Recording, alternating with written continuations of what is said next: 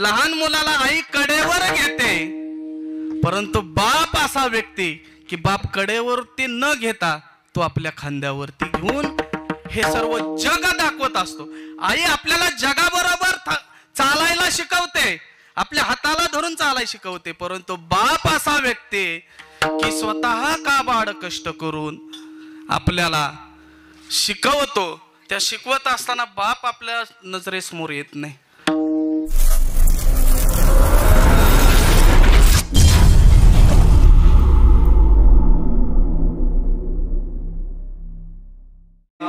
जीव थोडा सहज बोलणे हितोपदेश करोनी सायास शिकविसी काय द्यावे त्यासी भावे उतराई ठेविता हा पायी जीव थोडा. तुका म्हणे वत्स धेनु वेचे चित्ती, तुका म्हणे वत्स धेनु वेचे चित्ती तैसे मज येते सांभाळीत काय द्यावे त्याचे भावे उतराई ठेविता हा पायी जीव थोडा. विठ्ठला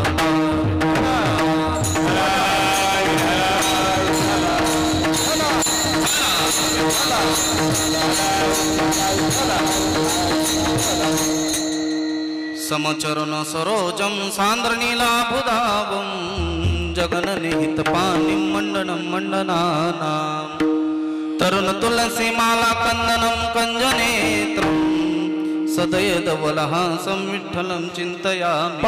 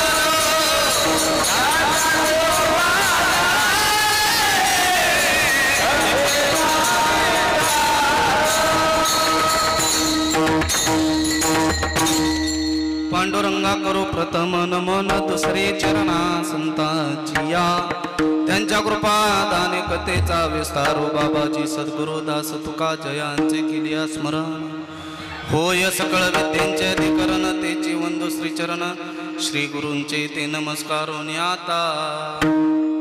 ओम नमो ज्ञानेश्वरा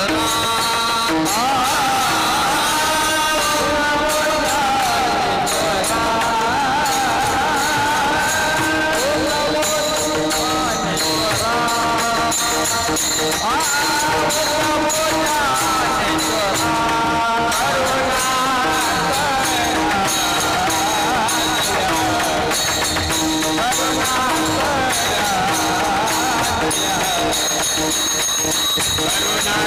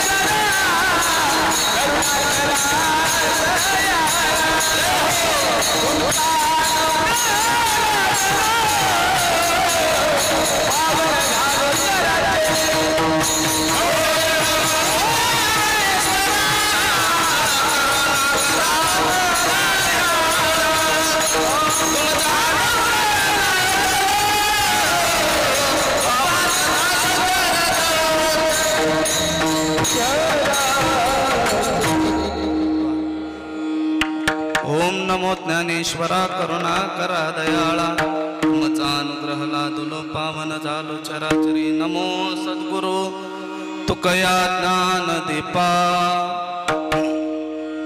नमो सद्गुरु सच्चिदानंद रूपा नमो सद्गुरु भक्त कल्याण मूर्ती नमो सद्गुरु भास्करा पूर्ण कीर्ती सेवे लागे सेवक झालो तुमच्या लागलो निज चरणा अहो स्वामी तुकया देवा यावरी न करावा वेळू मस्तक माझा पायावरी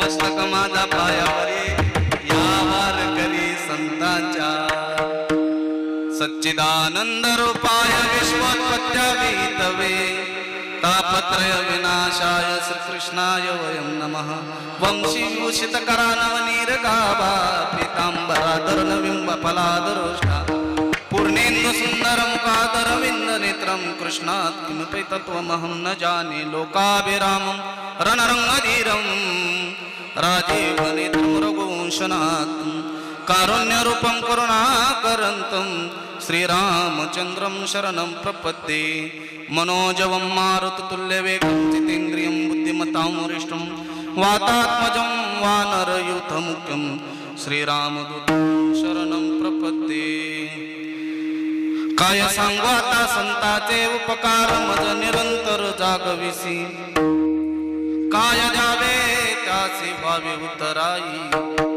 ठेविता हा पायी जीव तोडा प्रस्तुत प्राप्त प्रसंगी प्राप्त सेवेसाठी निवडलेला अभंग महान भगवत भक्त देहू निवासी वैराग्याची मूर्तिमंत पुतळे असणारे जगद्गुरु तुकोबाराय यांचा चार चरणाचा सुंदर असा अभंग आहे की संताविषयी असणार कृतज्ञता व्यक्त करणारा हा अभंग आहे. विठ्ठला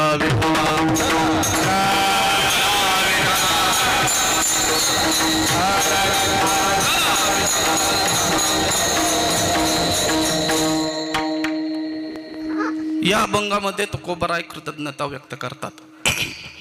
या अभंगावरती बोलण्या अगोदर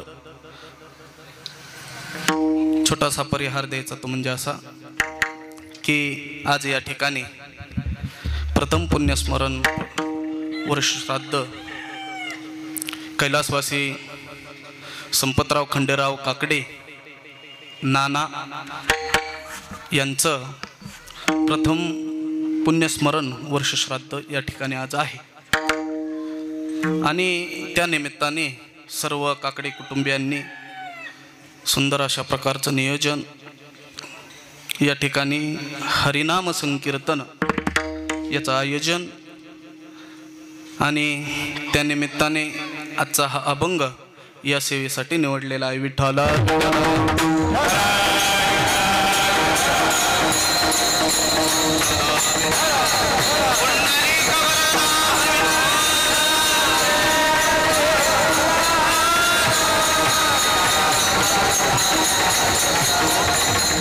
वर्षश्राद्ध कशासाठी करायचं?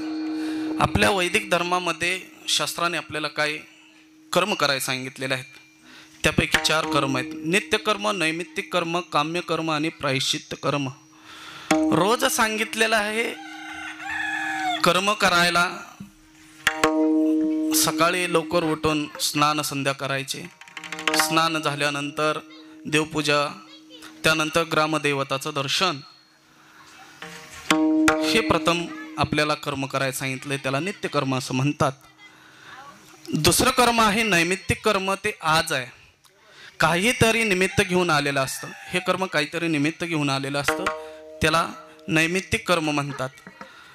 ज्ञानोबराय सुंदर असं ज्ञानेश्वरीमध्ये वर्णन करतात. सोम सूर्यादी ग्रहणे येऊनी करविते पारवणे, का माता पितर मरणे अंकित जे दिवस. त्या मुलांसाठी आजचा हा दिवस पर्वकाळ आहे. पुरुषासी पर्वकाळ जन्माच घडे एक वेळ. ज्ञानोबराय म्हणतात, जसं चंद्रग्रहण असेल, सूर्यग्रहण असेल, जे देव ऋषी आहेत त्यांच्यासाठी जसा पर्वकाळ आहे की त्या पर्वकाळामध्ये केलेले सत्कर्म किंवा जे नामस्मरण आहे त्याचा जप केल्यानंतर ते फलद्रूप होत असतं किंवा त्याचं कर्म पुण्य वाढत असतं. आणि म्हणून ते चंद्रग्रहण असेल, सूर्यग्रहण असेल, त्या दिवशी त्यांच्यासाठी, त्या साधकांसाठी काय आहे? पर्वकाळ आहे. तसंच ज्ञानोबराय म्हणतात की आजचा हा दिवस सोम सूर्यादी ग्रहणे येऊनी करविती पारवणे, का माता पितर मरणे अंकित जे दिवस. ज्या दिवशी, ज्या तिथीला आपल्या मात्या पित्यांचं जाणं झालं आणि त्या मात्या पित्यांचं जाणं झालं, त्या तिथीलाच आजचे जे सत्कर्म आहे आणि हे केलेलं सत्कर्म ते फलद्रूप होत असतं, फलदायी होत असतं. त्याने काय होतं की गेलेले पितर आपल्यावरती संतुष्ट अशा प्रकारचे होत असतात. आणि म्हणून आजचं हे श्राद्ध कर्म आहे. त्यामध्ये अन्नदान असेल, ज्ञानदान असेल, ताम्रदान असेल, वित्तदान असेल, अशा प्रकारचे सत्कर्म आजच्या या दिवशी घडणार आहेत. आणि म्हणून हा पर्वकाळ गेलेल्या व्यक्तींसाठी, नानांसाठी हा पर्वकाळ चांगल्या प्रकारे असा साध्य ठरणार आहे. आणि त्यातल्या त्यात आजचा पर्वकाळ आहे एकादश, वरून ती एकादश आहे. तर ह्या एकादशीला पर्वकाळ सुंदर अशा प्रकारचा सांगितलेला आहे की या एकादशीला केलेलं सत्कर्म फलद्रूप होणार आहे, फलदायी होणार आहे. 10,000 वर्षांचं जे पुण्य आहे किंवा 10,000 गायी दान केलेल्याचं पुण्य आजच्या नुसत्या एका तिथीनं त्या ठिकाणी साध्य होणार आहे. अशी आजच्या प्रकारची ही पुण्यतिथी आहे. आणि या पुण्यतिथीला नानांचं जाणं झालं. खरं तर जायचं तर सगळ्यांनाच आहे, कारण या ठिकाणी या मृत्यू लोकांमध्ये आलेल्या सर्व लोकांना जावंच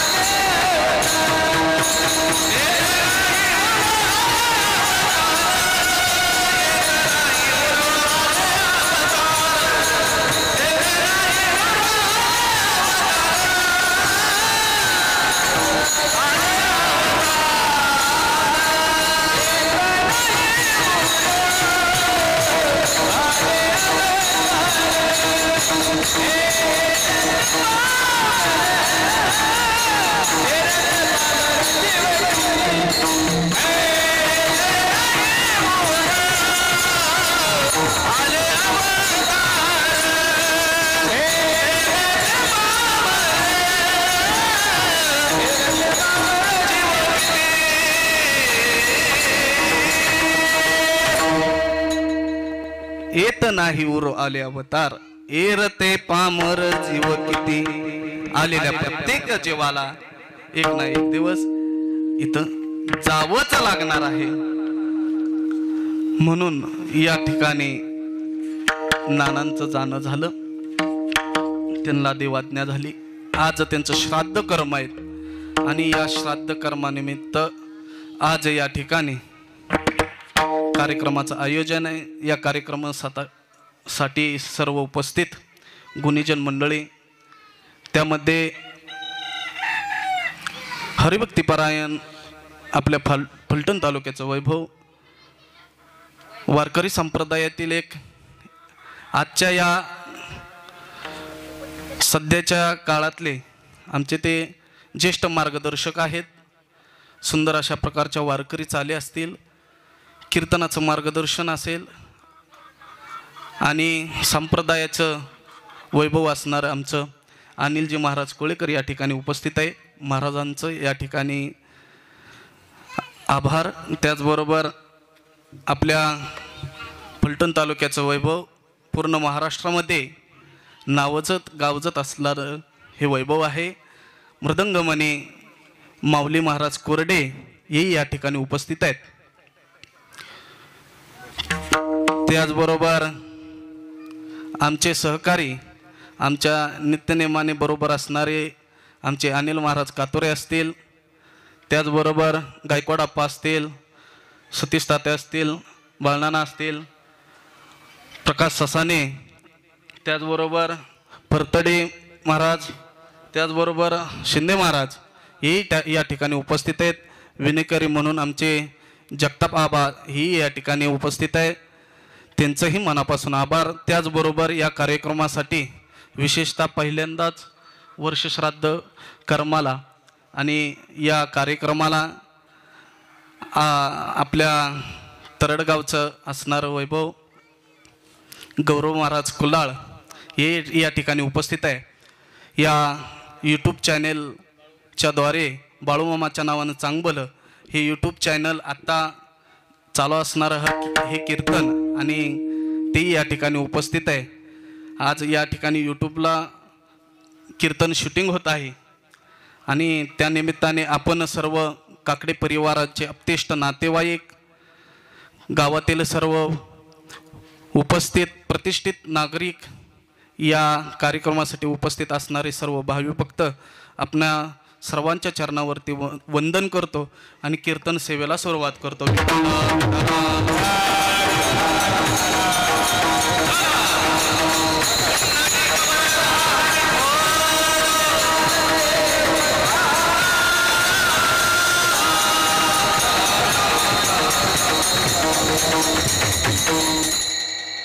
मृत्यूलोकामध्ये आल्यानंतर आपल्यावरती तिघा जणांचे उपकार आहेत. पहिला उपकार आहे आई वडिलांचा, दुसरा उपकार आहे देवाचा आणि तिसरा उपकार आहे संतांचा. त्याचबरोबर अनेकांचे उपकार आहेत.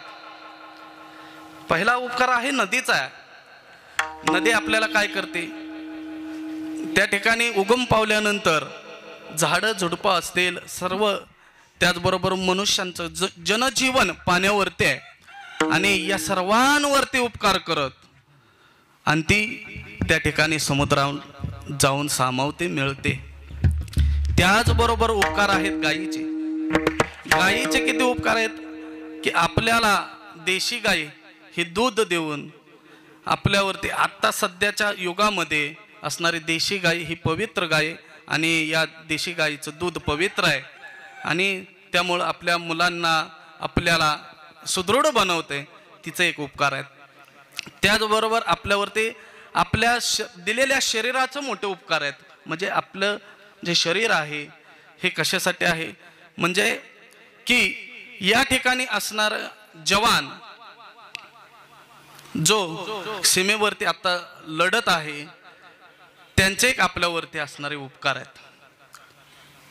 खरं तर या ठिकाणी नमूद करावं असं वाटतं की जम्मू काश्मीर येथे पहलगाव या ठिकाणी झालेला जो भ्याड हल्ला आहे की तो भ्याड हल्ला म्हणजे ते असणारं दहशतवादी पोलिसांच्या ड्रेसमध्ये येऊन त्या ठिकाणी आपल्या महाराष्ट्रीयन असेल हिंदुस्थान आपल्या हिंदू धर्मीयांवरती त्या ठिकाणी काय केलेलं आहे, त्यांनी भ्याड हल्ला केलेला आहे. आणि त्यामध्ये आता जे काही नागरिक गेलेले आहेत त्यांना एक आजच्या या निमित्ताने भावपूर्ण श्रद्धांजली वाहण्यात येत आहे की आज हिंदू धर्मीयांच्यावरती असणारा जे सांगतात समता आहे, हिंदू धर्म हे समता आहे, मग दहशतवाद्यांना जात विचारायची काय कारण आहे? म्हणजे दहशतवादी ते जात विचारून आपल्याला गोळ्या घालतात. मग हिंदुत्ववाद्यांनी काय करायचं?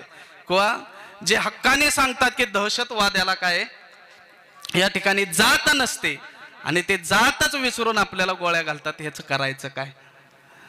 खरा मोठा आपल्या पुढं हा प्रश्न आहे. जाऊ द्यात, परंतु या ठिकाणी जे झालेलं आहे त्या सर्व नागरिकांना आज या ठिकाणी भावपूर्ण श्रद्धांजली. सांगण्याचं तात्पर्य आपल्यावरती उपकार आहेत जवानांचे.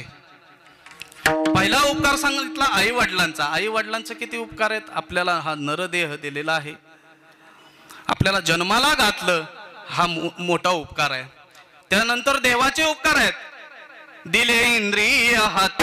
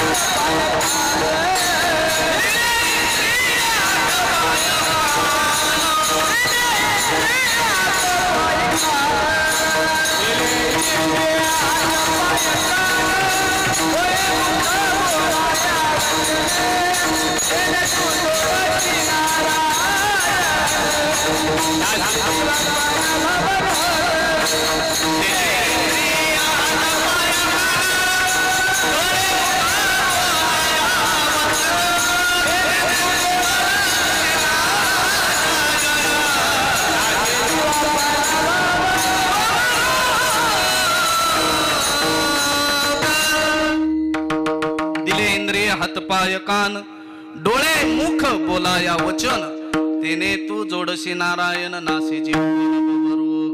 भगवंताने हा सुंदर असा नरदेह आपल्याला दिला. कसा फुकट दिला, परंतु भाड्याने दिला. कारण एक नाही एक दिवस यह लोक सोडून परलोकी आपल्याला काय करायचंय, जायचं आहे. पण दिलेला भाड्याने जो आपल्याला मिळेला भाड्याने जो नरदेह आहे हा कोणाला मिळाला आहे? भाड्याला नाही, भाड्यानं मिळाला आहे, आपल्याला मिळालेला आहे. हा नरदेह आपल्याला मिळालेला आहे. मग या नरदेहाचा उद्धार करायचा आहे. संत महात्मे आपणाला वेळोवेळी जाग करतात आणि जाग करून आपला उद्धार कशाने होईल ते सांगतात. उठा जागे भारे आता स्मरण करा पंढरीनाथा, भावे चरणी ठेवा माता, चुकवी व्यथा जन्माच्या. उठा जागे भारे आता स्मरण करा पंढरीनाथा, भावे चरणी ठेवा माता, चुकवी व्यथा जन्माच्या. जगजोगी जगजोगी जाग जाग बोलते,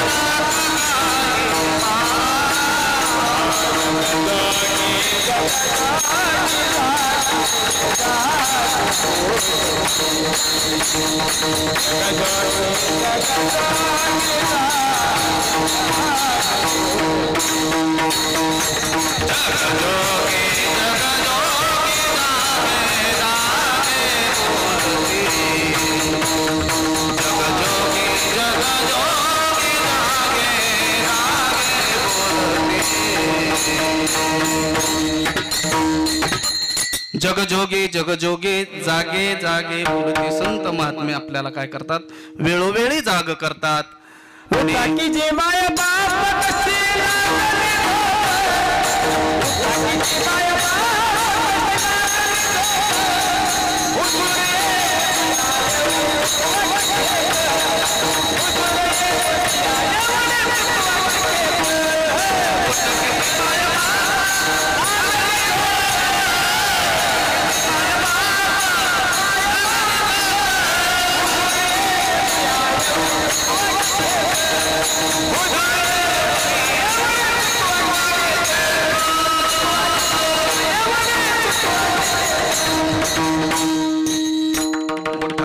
माय बाप गड्यानो उठाची गी माय बाप. आपल्या जन्म मरणाच्या खेप आपल्याला काय करायच्यात, चुकवायच्या आहेत. म्हणून संत महात्मे वेळोवेळी आपल्याला जाग करतात, उठवतात. का? जो आपला नरदेह मिळाला याच्यासाठी मिळालेला आहे. कशासाठी?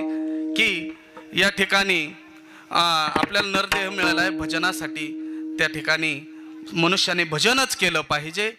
आणि म्हणून ज्या कामासाठी आपल्याला हा नरदेह दिलाय त्या कामासाठी जर नाही उपयोग केला तर तो नरदेह मिळून काही कामाचा नाही.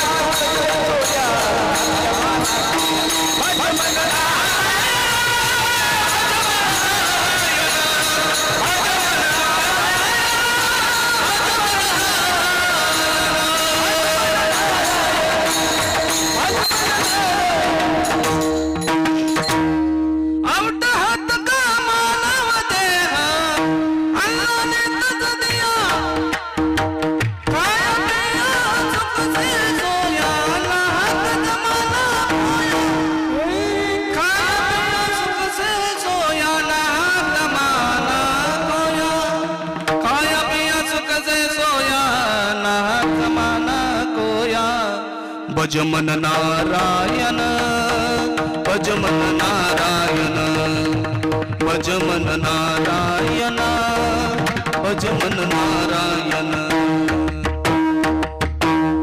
आपल्याला ज्याच्यासाठी हा नरदेह मिळाला त्याच्यासाठी जर त्याचा उपयोग केला नाही तर काही कामाचं नाही. याच्यासाठी एक उदाहरण देतो.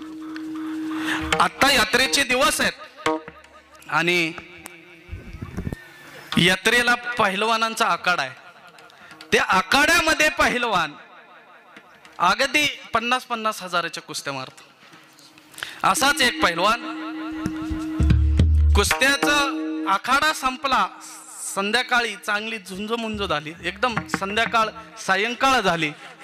दिसन असं झालं पट्ट्याने विजेत्याची कुस्ती मारली, बक्षीस घेतलं, 50 हजाराचा निघाला. आणि निघाल्यानंतर आडमार्गाने जात असताना 4-5 पोरांनी त्याला अडवलं आणि त्याच्याकडचे पैसे घेतले. त्याला बेदम मार दिला. पहिलवान घरी आला. घरी आल्यानंतर दार वाजवलं आणि दार वाजवल्यानंतर बायकोने दार उघडलं. त्या बायकोने सुंदर ते ध्यान पाहिलं आणि पाहिल्यानंतर म्हणते ही अवस्था अशी कशी काय झाली. बर तुम्ही कुठंतरी पडला किंवा पडला म्हणाव तर तुम्हाला मारल्यागत लागले. बर मारलंय म्हणाव तर अंग सगळं मातीनं भरले, नेमकं समजायचं काय. मग त्याने सांगायला सुरुवात केली, अगं अशा अशा या गावामध्ये जाऊन मी कुस्ती मारली, विजेताची कुस्ती मारली, आणि विजेता झालो, 50 हजार रुपयाचं बक्षीस आणलं.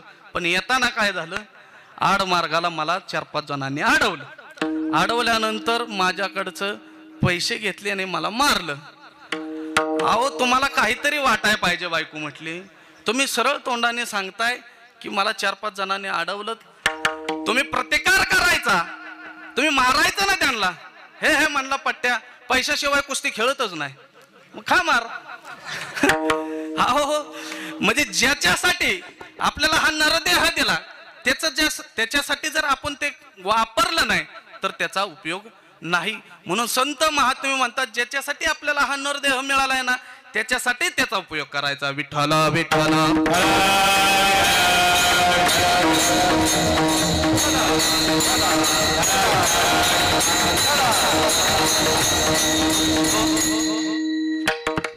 आपल्यावरती भगवंताचे उपकार आहे की आपल्याला हा नरदेह दिलेला आहे.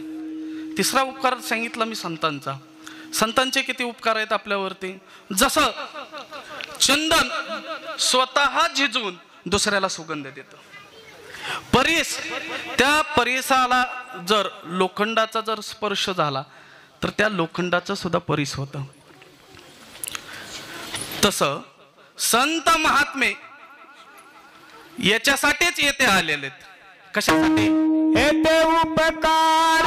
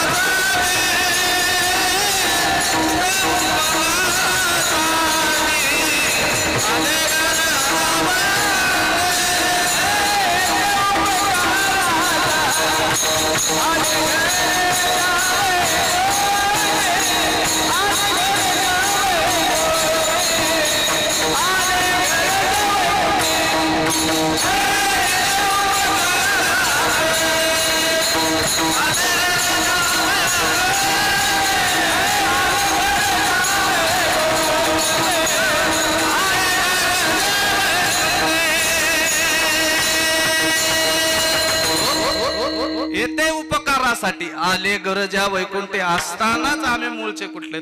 आम्ही वैकुंठ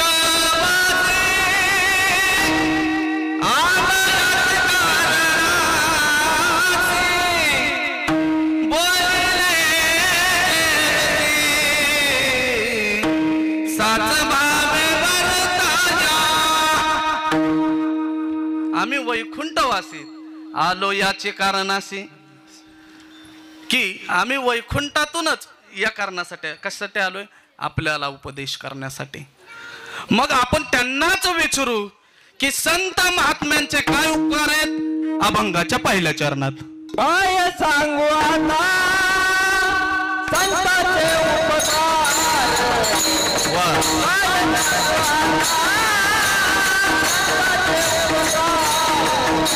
Run,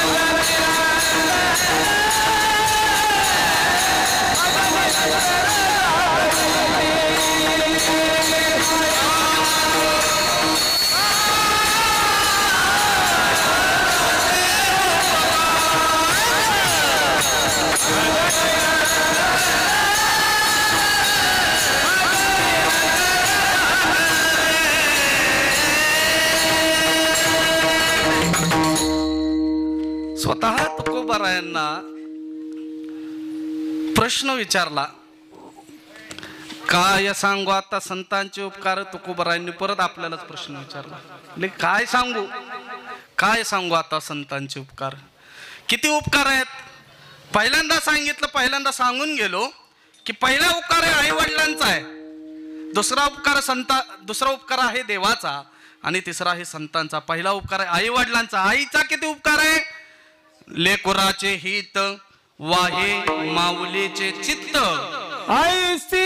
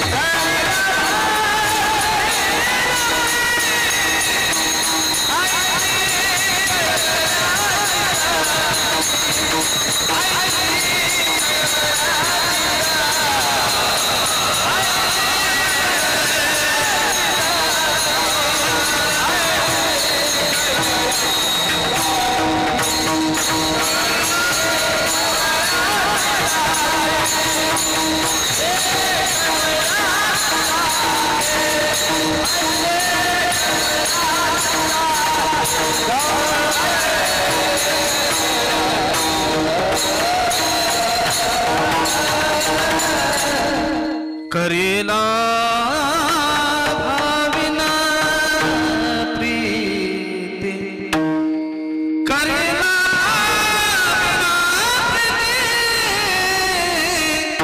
ऐसे कळवळाती जाते,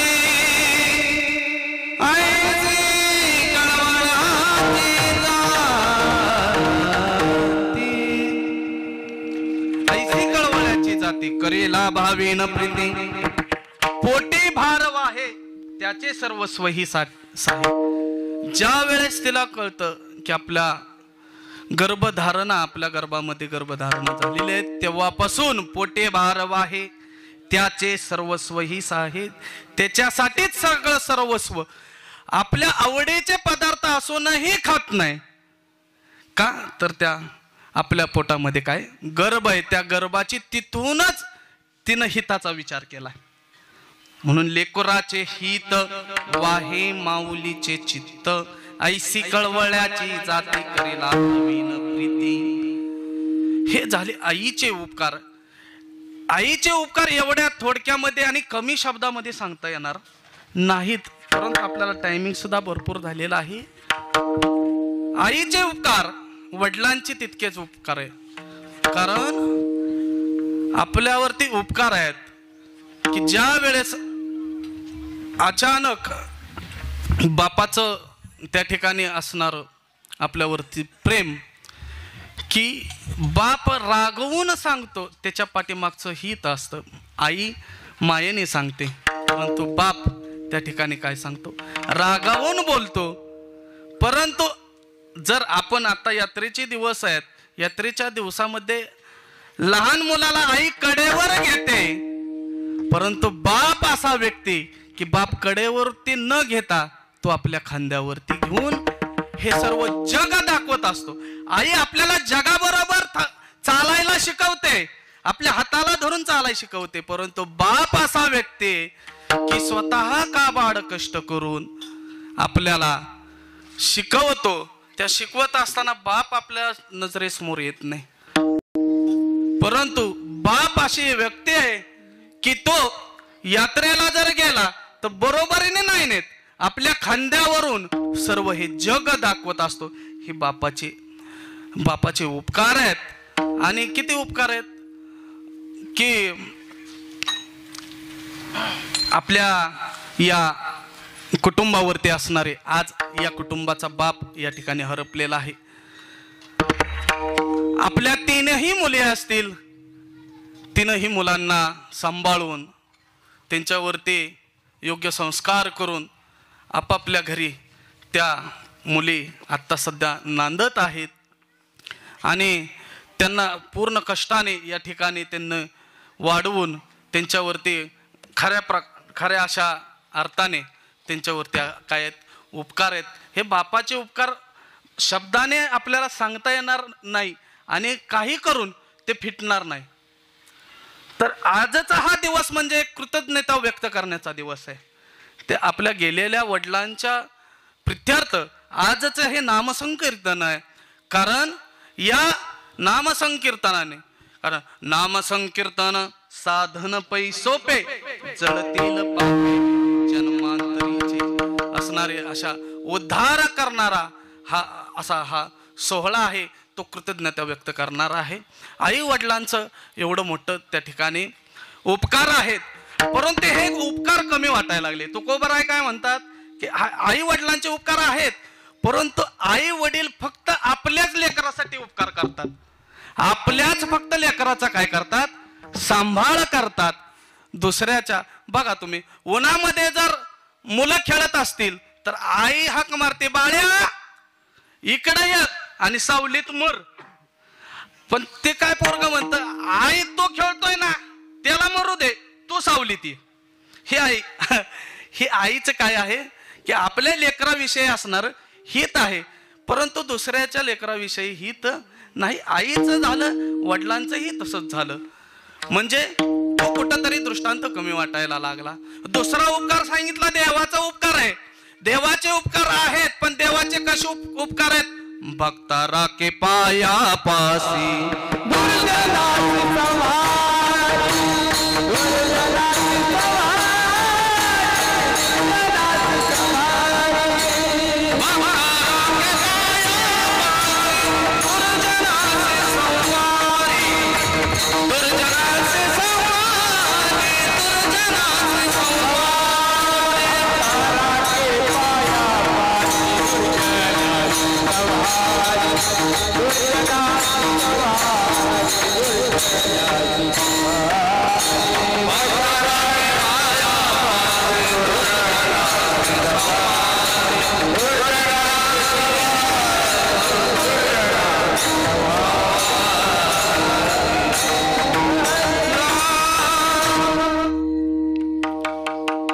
जगतामध्ये आल्यानंतर एक ना एक दिवस जावं लागतं. भक्ता राखे पायापाशी दुर्जनाशी संवारी. ह्याच्यासाठी एक उदाहरण सांगतो. मगाशी आपला विषय तो सांगून गेला की आलेल्या प्रत्येक व्यक्तीला जावं लागतं, मग कोणी असू दे. येते नाही उराले अवतार एरते पामर जीव किती. असाच एका जीवाने तपश्चर्या करून ब्रह्मदेवाला प्रसन्न केलं. तो व्यक्ती म्हणजे असणारा हिरण्यकश्यपू. आणि हा हिरण्यकश्यपू, ह्या हिरण्यकश्यपूने वरदान घेतलं.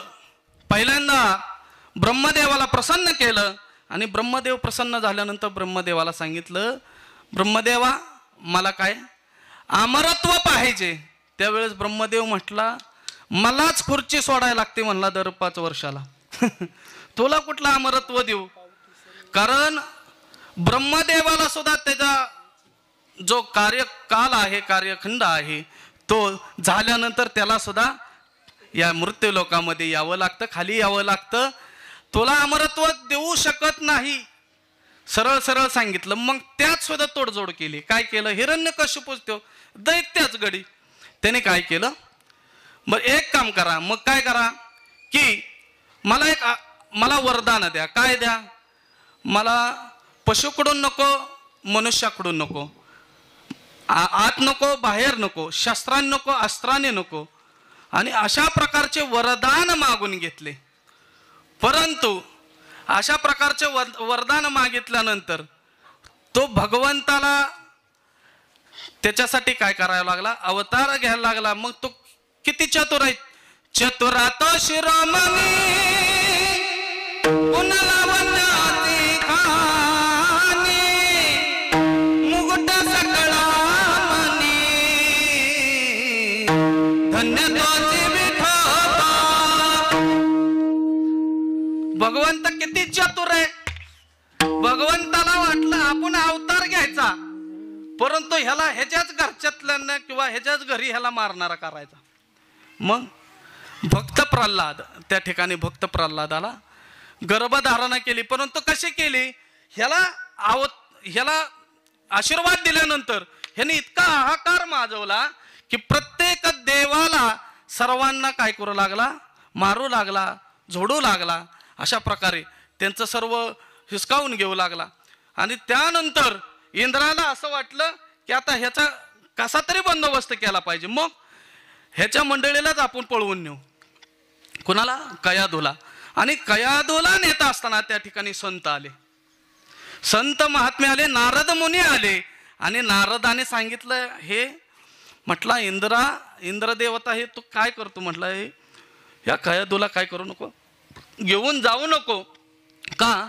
त्या कयाधूच्या गर्भामध्ये किंवा जे गर्भधारणा होणार आहे त्यामध्ये स्वतः भगवंताचा अवतार त्या ठिकाणी अंश त्या ठिकाणी येणार आहे.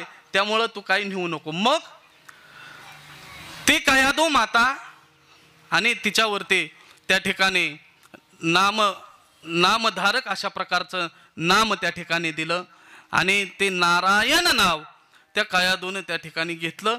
आणि हे म्हणजे मोठ्या महात्म्यांच्या मुखातून ऐकलेलं आहे की हे कुठं लांब नाही झालं, निरा नरसिंगपूरला झालेलं आहे, इथं संगमावरती आपल्या इथं. आणि ही तिथं त्या नारदांनी कयाधूला त्या ठिकाणी काय केलं? हे नाम दिलं, श्रीमन्नारायण नारायण. आणि अशा प्रकारचं नाव घेत कयाधू घरी गेली. त्या ठिकाणी सोडल्यानंतर हे महाराज त्या ठिकाणी युद्ध करून आले, सर्व देवतांना काय केलं? मारून आले. आणि आता दुसऱ्या युद्धावर जाणार तेवढ्यात तिने काय केलं? बाहेर जात असताना एका खांबावरती नुसतं नारायण नाव, कारण या हिरण्यकश्यपूने एक असं सांगितलं होतं, त्याचं ब्रीद होतं की इथं भगवंताचं नाव अजिबात अशा प्रकारचं घ्यायचं नाही. या राज्यामध्ये भगवंताचं तर कमीत कमी नाव घ्यायचं नाही. त्याचे फोटो पूजा तर लांबच. त्याने नाव वाचलं आणि तिथूनच माघारी आला. का? म्हणला अपशकुन झाला. का? तर भगवंताचं नाव आहे काय? नारायण. आला माघारी. बायकोने विचारलं, कयाधूने विचारलं की पतिराज काय झालं, का परत आला तुम्ही? तिथं म्हटले अशा प्रकारचं नाव लिहिलं. म्हणले काय लिहिलंय? म्हणले नारायण लिहिलंय. सारखं नारायण नाव त्याच्या मुखातून घेतलं. आणि आता युद्धाला जायचं तर कॅन्सल झालं. मग जेवायला बसलं तरी सारखं कयाधूने विचारायचं काय लिहिलं होतं, ते सारखं म्हणायचं नारायण. म्हणजे त्याने आपलं ब्रीद केलं की राज्यामध्ये कुणीच नाव घ्यायचं नाही, देवाचं कुणी नाव घ्यायचं नाही. परंतु कयाधूने आपल्या बुद्धिमत्तेच्या ताकदीवरती त्याच्याकडून 108 वेळा तपश्चर्या करून घेतली नामसंकीर्तनाची, त्या नामाची. आणि त्या दिवशी गर्भधारणा झाली. त्यांच्या पोटी भक्त प्रल्हाद त्या ठिकाणी जन्माला आले. आणि मग भक्त प्रल्हादाने करायचं ते केलं, सतत नामस्मरण करू लागला. मग त्याने काय केलं? शाळेत पाठवलं. शाळेत पाठवल्यानंतर सुद्धा आता ती दैत्यांची शाळा, दैत्यगुरु. आणि तिथं गेल्यानंतर त्या मुलांना शिकवू लागला. म्हणला तुम्हाला काय पाहिजे ते देतो. तेव्हापासून सुरुवात आहे महाराज ही, काय पाहिजे ते देतो पण आमच्याकडे या. अशा प्रकारचं. मग तुम्हाला काय पाहिजे ते देतो, पण मी सांगेल तसं करायचं. काय करायचं? नाव घ्या सारखं, नारायण नाव घ्या, नारायण नाव घ्या सारखं, नाम जपत त्या मुलांना सुद्धा वेळ लावलं. शेवटी त्या गुरुजींनी त्याच्या पाया पडले, बाबा तू काय करू नको, तू आपला निघून जा, नाही तर तो बाप आम्हाला येऊन कापल इथं की तूच पोरांना शिकवलं म्हणून. त्याने सांगितलं नाही ते प्रकार केले. त्याला उचलून कड्यावरून खाली लोटलं, हत्तीच्या पायी दिलं, परंतु उकळत्या कढईच्या तेलामध्ये दिलं. तरी काही झालं नाही. आता गेल्या महिन्यातच एक सण झाला पौर्णिमेला. कुठला? होळी, शिमगा. त्याला अपभ्रंश झाला. होळी असताना होलिका ही हिरण्यकश्यपूची बहीण आहे आणि ती हिरण्यकश्यपूच्या बहिणीला असं वरदान होतं की तिला अग्नी काही करू शकत नाही. मग त्या प्रल्हादाला घेऊन ती होलिका तिनं सांगितलं, मला एका सरणावरती ठेवा आणि आग लावा. मी काय करते, प्रल्हादाला घेऊन मांडीवरती बसते आणि मांडीवरती बसल्यानंतर मला असा भगवंताने आशीर्वाद दिलेला आहे की मी जळू शकत नाही, परंतु हा प्रल्हाद काय होईल, जळून खाक होईल. परंतु भक्त नामधारक आहे. भगवंत आपल्या भक्ताची झालेली अवहेलना कधीही खपवून घेत नाही. म्हणून भक्त प्रल्हादाला तिने मांडीवरती घेतलं, काडी लावली आणि उलट झालं की तिच्या देहाचा दाह होऊ लागला. म्हणजे ती काय झाली, जळू लागल्यानंतर ह्या गाड्यांनी बॉम्बलाय सुरुवात केली. सर्व दैत्यांनी त्या ठिकाणी बॉम्बलाय सुरुवात केली. होलिका, आणि त्या दिवशी त्या ठिकाणी होलिकेचा अंत झाला. परंतु प्रल्हादाला काहीही झालं नाही. त्या होलिकेचा काय झाला, उद्धार झाला. आणि मग भगवंताला आता वाटलं आपल्याला अवतारायला यायची काय झाला, टायमिंग झाला. त्यानंतर हिरण्यकश्यपूने भक्त प्रल्हादाला विचारलं, तुझा देव आहे तरी कुठे? विठ्ठल जळीस तळी भरला, विठ्ठल विस्तारला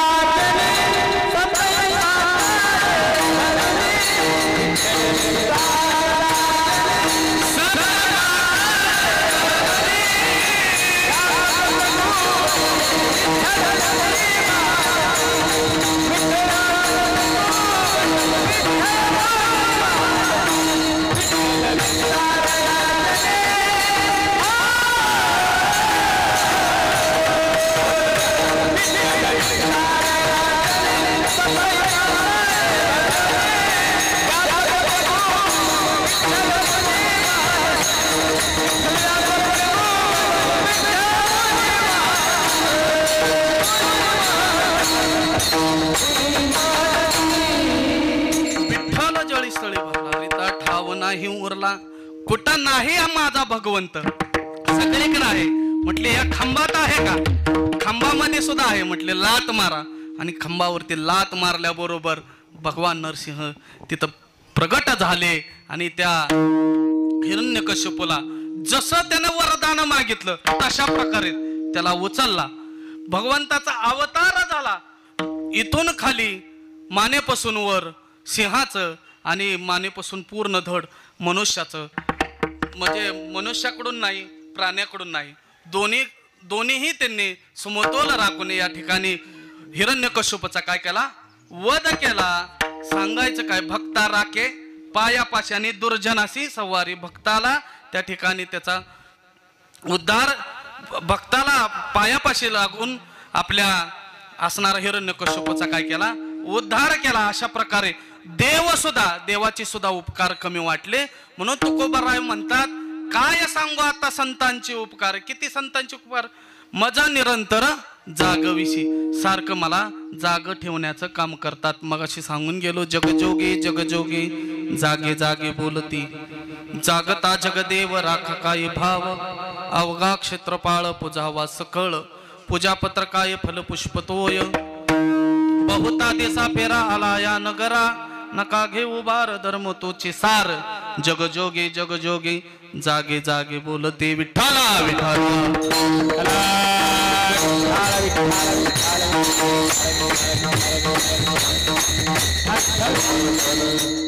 असं जागवतात.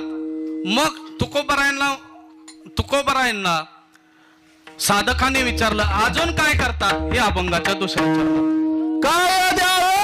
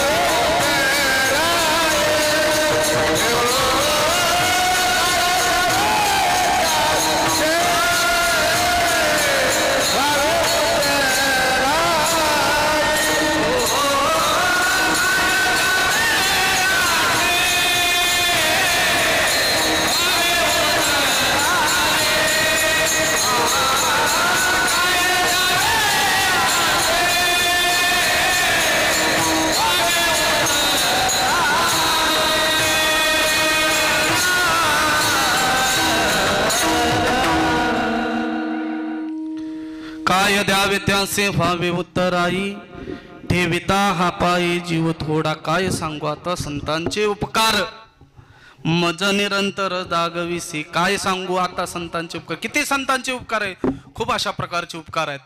संत महात्म्याचे उपकार किती आहेत, की संत महात्मे आलेच याच्यासाठी आपल्यावरती उपकार करण्यासाठी, आपण या जन्मामध्ये आल्यानंतर आपला उद्धार कसा करून घ्यायचा हे संत महात्मे त्या ठिकाणी काय करतात, सांगतात. असाच उपकार आहे संत महात्म्यांचा. ज्ञानोबराय शुद्धीपत्रक आणायला ज्यावेळेस पैठणला गेले, पैठणला गेल्यानंतर शुद्धीपत्र मागितलं, परंतु त्या ठिकाणी काय करावं लागलं, खूप अट्टहास करायला लागला. त्यावरती ज्ञानोबरायांनी त्या ठिकाणी चमत्कार दाखवले. काय, रेड्यामुखी वेद बोलविला, गर्वद्विजांचा हरविला, शांती रूप प्रगटला ज्ञानोबा माझा. त्या ठिकाणी असे चमत्कार दाखवले. त्यानंतर असं करत असताना त्या ठिकाणी पैठणवरून येत असताना आणि पैठणवरून आले आणि त्यानंतर त्यांना आळंदीमध्ये तरी पण स्थान दिलं नाही, सिद्धपेठामध्ये जाऊन राहिले. त्यानंतर की ज्ञानोबरायांना मांडे खायची इच्छा झाली. मांडे खायची इच्छा झाल्यानंतर लहानशी मुक्ताबाई खापर आणण्यासाठी गेली. मला संतांचे उपकार सांगायचे. लहानशी मुक्ताबाई खापर आणण्यासाठी गेली कुंभारदादाकडे, कुंभारवाड्यामध्ये, आणि ते खापर आणलं. परंतु येताना विसोबा काका आले. विसोबा काकांनी विचारलं, हे संन्यासाच्या कार्ट्यांनो, तुम्हाला हे खापर कशासाठी पाहिजे? म्हणले, मांडे खायची इच्छा झाली. मांड खावं आम्ही तुम्हाला वाळीत टाकलेलं आहे. आणि असं बोलल्यानंतर खूप परखड भाषेत बोललेले. आमचा अधिकार सुद्धा नाही ती परखड भाषा वापरायची. आणि एवढं बोलून सुद्धा राहिले नाही. त्या मुक्ताईच्या कानफटामध्ये चपराक मारली आणि ती चपराक मारल्यानंतर मुक्ताबाई रडू लागली आणि विठ्ठल विठ्ठल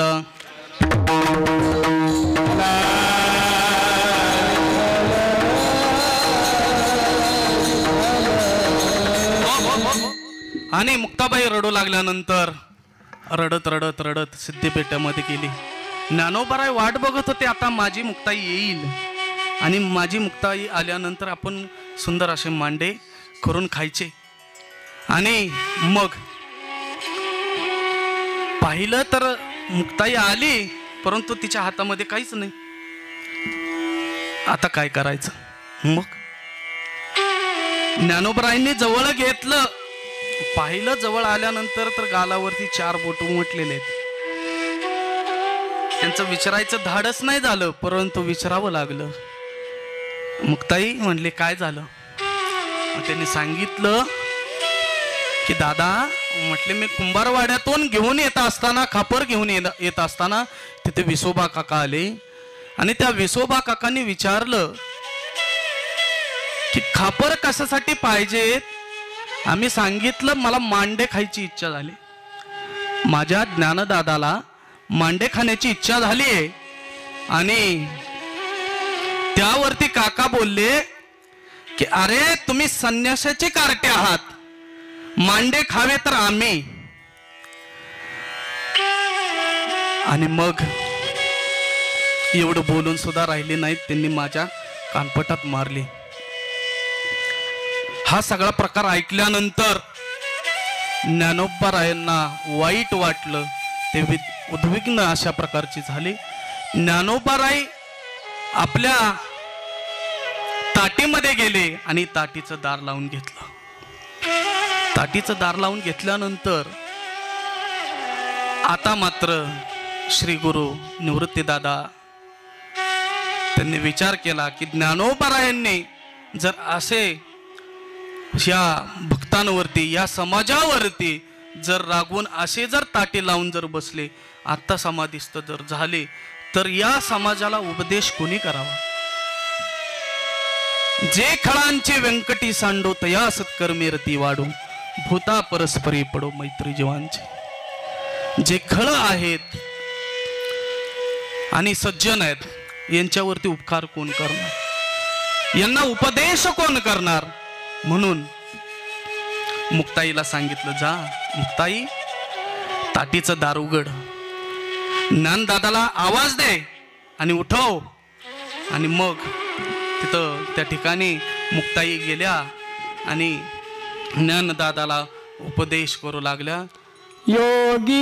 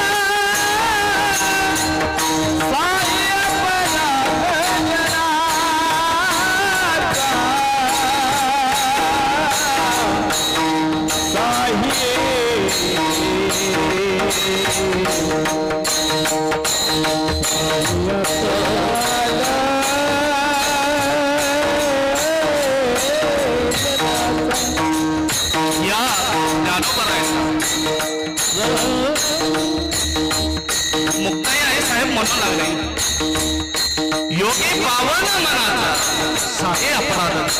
योग्यांची अवस्थाच अशी असते,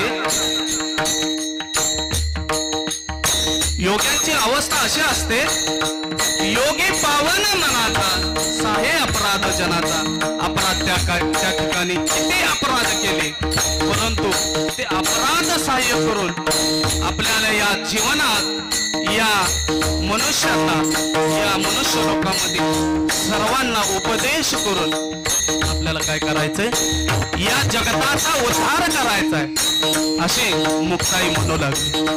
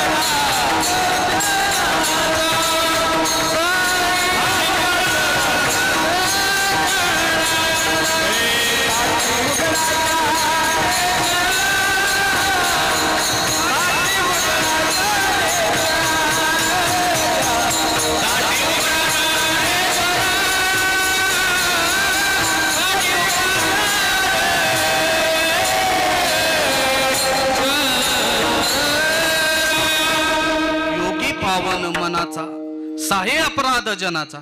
ताटी उघडा ज्ञानेश्वरा, योगी पावन मनाचा साहे अपराध जनाचा. मुक्ताई सांगू लागली, ज्ञानोबराया, ज्ञानदादा, अरे साहे अपराध जनाचा. त्या किती सज्जन माणूस असला तरी दुर्जन माणसं अपराध केल्याशिवाय, त्या सज्जनाला नाव ठेवल्याशिवाय राहत नाही. अरे असाच अपराध सहाय्य केला आपल्या आई वडिलांना, की आपल्या वडिलांनी आपल्यासाठी प्रायश्चित्त अशा प्रकारचं घेतलेलं आहे. किती अपराध केला, की संन्यासाची मुलं म्हणून हिनवलं असताना ब्राह्मण जातीमध्ये, परंतु आपण ब्राह्मण असूनही आपल्याला मुंज करण्याचा अधिकार नाही. आणि त्या आपल्या धर्मात घेण्यासाठी आपले वडील कित्येक वेळा पैठणला गेले शुद्ध पत्रक आणण्यासाठी. हे अपराध जनाचा. आपल्या वडिलांनी काय केलं नाही आपल्यासाठी. देहांत प्रायश्चित्त घ्यावं लागलं. दिलं दोघा, फक्त बापाला सांगितलं, परंतु त्यांच्या बरोबर त्यांची माताही गेली, आई सुद्धा गेली. ह्या दोघांनीही देहांत प्रायश्चित्त घेतलं आपल्या मुलांसाठी. बाप काही करतो, काहीही करतो, काय करतो ना काहीही करतो, त्याच्यासाठी देहांत प्रायश्चित्त करणे सुद्धा वेळ आली तरी आई बाप त्या मुलांसाठी काय करतात, आपल्या देहाचं बलिदान देत असतात. हे अपराध जनाचा.